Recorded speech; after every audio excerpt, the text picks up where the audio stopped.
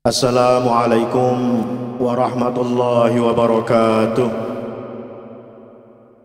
Alhamdulillahi rabbil alamin.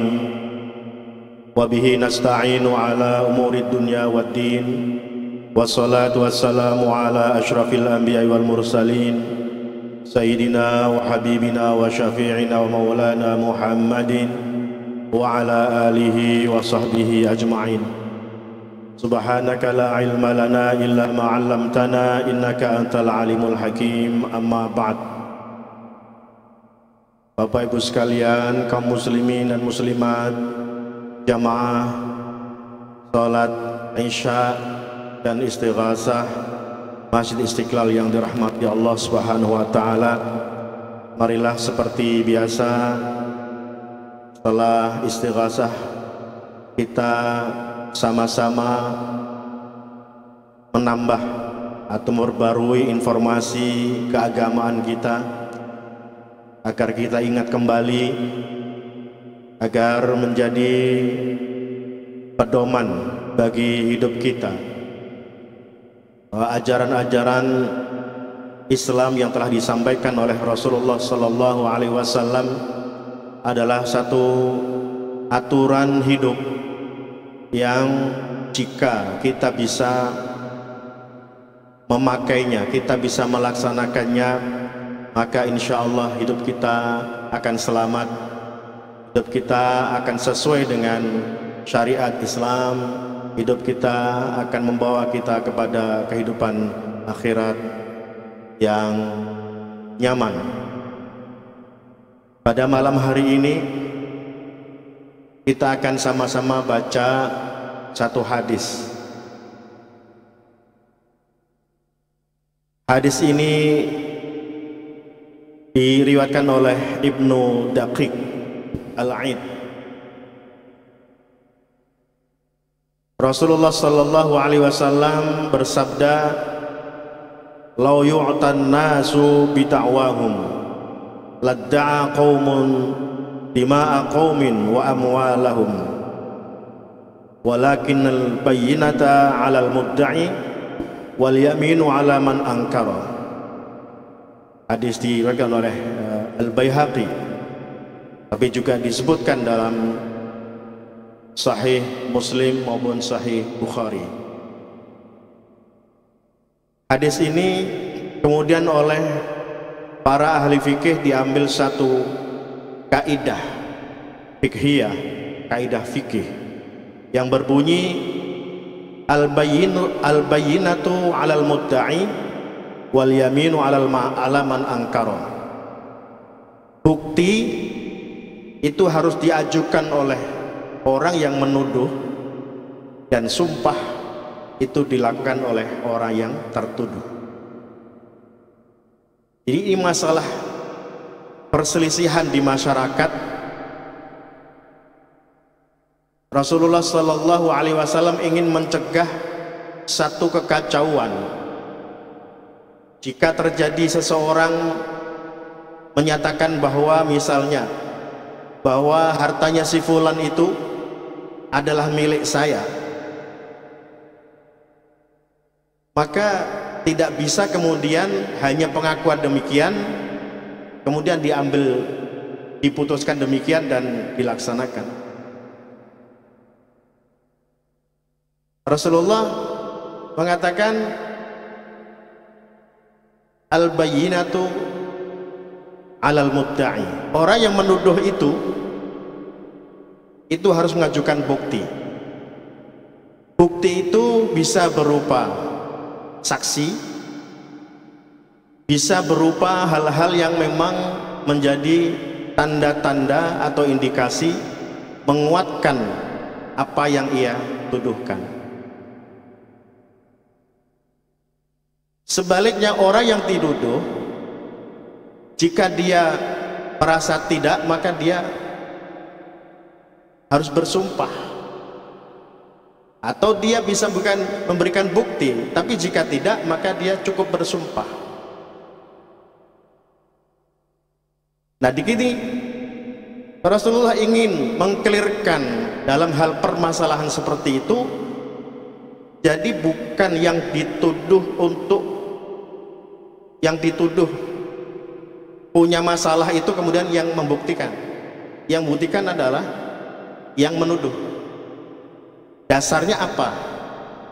Dan bukti atau bayinah itu bisa berupa saksi-saksi. Misalnya sering terjadi tuduhan zina. Seseorang menuduh seseorang berbuat zina. Itu dia harus mengajukan 4 orang saksi laki-laki. Dan 4 orang saksi ini memang dia harus menyaksikan peristiwanya. Tidak bisa saksi itu kemudian mengatakan saya dengar dari fulan, tidak bisa. Harus dia sendiri berada di situ di sekitar peristiwa dan dia menyaksikan dengan mata kepalanya. Makanya tuduhan tentang perzinaan itu berat karena 4 orang saksi. Dan bahkan dalam kitab fikih itu ada yang lebih serem lagi, bahwa saksi itu memang harus betul-betul menyaksikan terjadinya pertemuan fitanain. Fitanain itu artinya 2 yang difitan, milik laki-laki dan perempuan. Ini hampir mustahil kan? Hampir mustahil.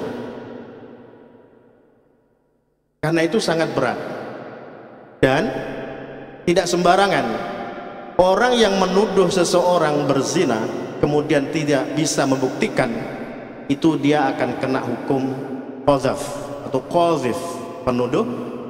Dan hukum qadzaf, menuduh seseorang berbuat zina tidak bisa membuktikan, itu hukumannya dicambuk 80 kali. Maka kita tidak bisa sembarangan, hukumannya berat. Menuduh saja itu berat kalau dia tidak bisa membuktikan. Dan bukti itu dia harus mencari saksi 4 orang, itu yang susahnya, dan laki-laki. Ini khusus untuk peristiwa atau kasus perzinaan ini berat.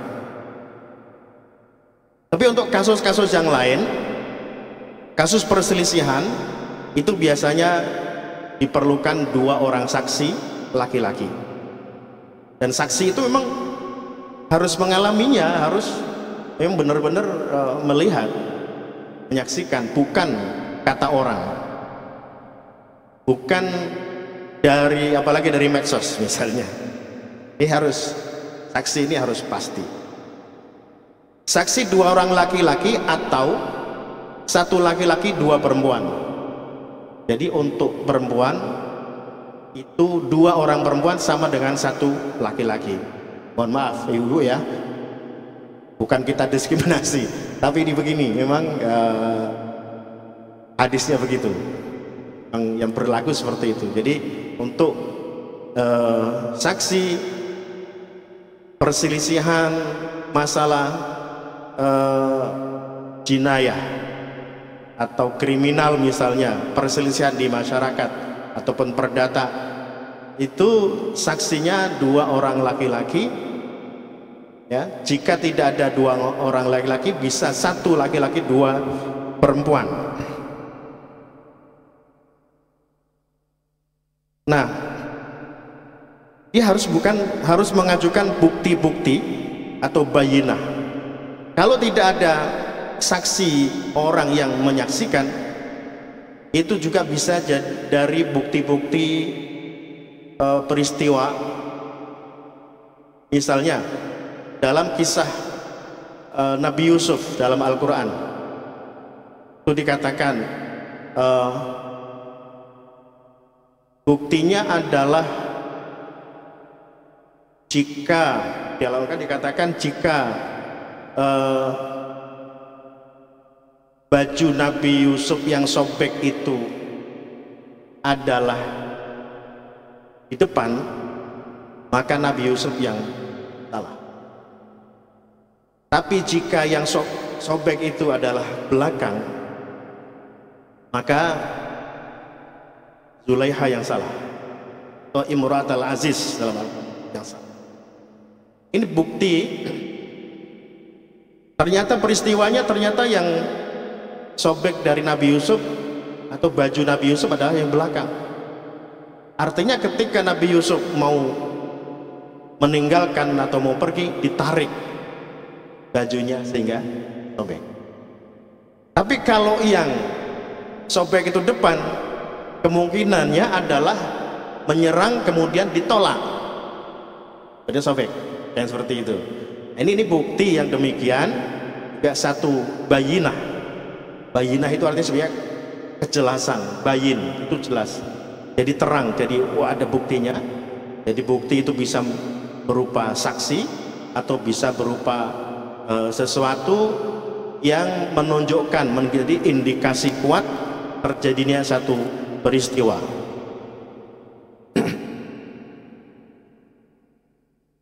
Nah, kaidah yang diambil oleh ahli fikih adalah al-bayyinatu 'alal mudda'i wal yaminu 'ala man ankara. Bayyinah bisa bukti, bisa syahid atau saksi. Kalau bagi yang menuduh itu harus punya bukti kuat. Wal yamin 'ala man ankara, yang tertuduh itu kalau dia tidak bisa membawa bukti bahwa dia bari, dia tidak salah, itu dia bisa yamin, bersumpah, bisa bersumpah. Tapi bagaimana kalau seandainya yang menuduh itu punya bukti, nah, yang dituduh berani bersumpah, mana yang lebih kuat? Kalau bukti yang diajukan oleh penuduh itu valid, maka dia lebih kuat dari sumpah yang tertuduh. Karena sumpah ini, sesungguhnya sumpah ini bagi yang mengerti betul, maka dia tidak akan sembarangan. Tidak akan sembarangan. Bersumpah itu atas nama Allah, dia berbohong atas nama Allah, ini bahaya banget. Tetapi tidak mustahil bahwa seseorang itu kemudian berani bersumpah atas nama Allah demi dia terlepas dari permasalahan padahal benar. Karena itu jika sama-sama, yang satu penuduhnya mengajukan bukti atau syahid atau saksi yang kuat atau bukti-bukti lain, kemudian yang tertuduh juga bersumpah, maka yang dimenangkan adalah yang menuduh dengan bukti yang kuat itu. Karena itu Bapak Ibu sekalian,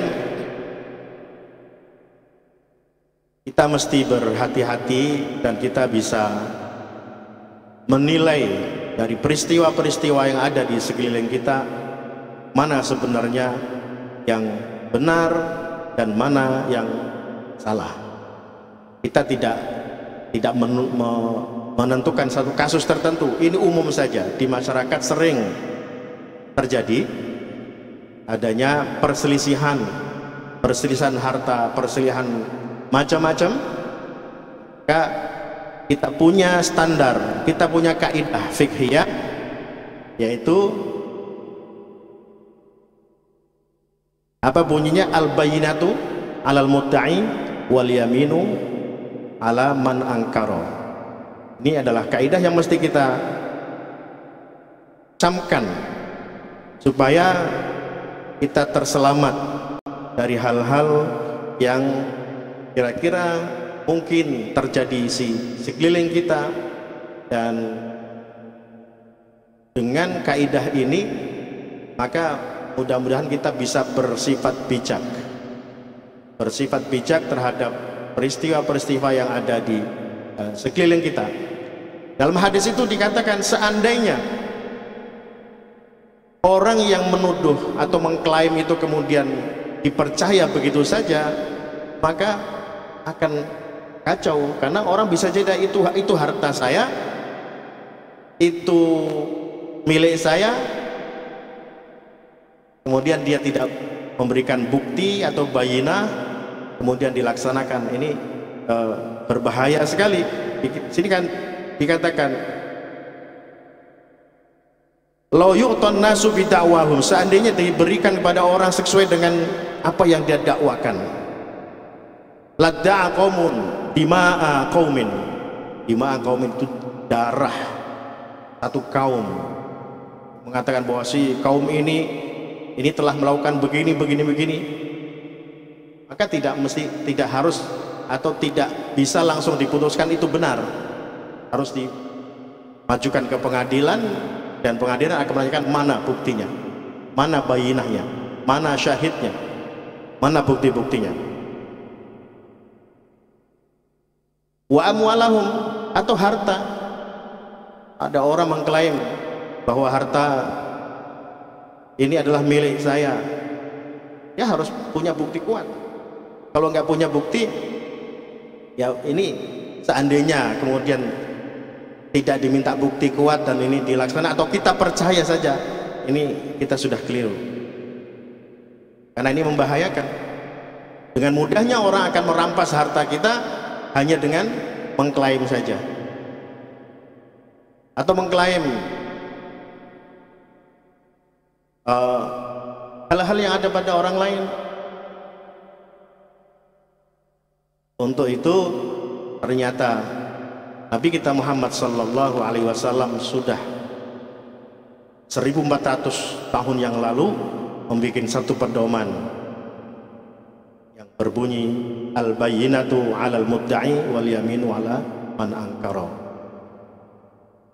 Bukti itu harus ditunjukkan bagi yang menuduh, dan sumpah itu harus dilakukan oleh orang yang menuduh. Demikian Bapak Ibu sekalian, yang singkat ini mudah-mudahan bermanfaat kita semua, pedoman kita masing-masing, supaya kita tidak terombang-ambing dengan berita-berita yang mungkin bersimpang siur, dan bagaimana kita menyikapinya secara bijak. Maka kita kembali kepada syariat agama Islam. Dan wallahul muwaffiq ila aqwamit thoriq, wallahul musta'an wa huwal taufiq. Wassalamualaikum warahmatullahi wabarakatuh.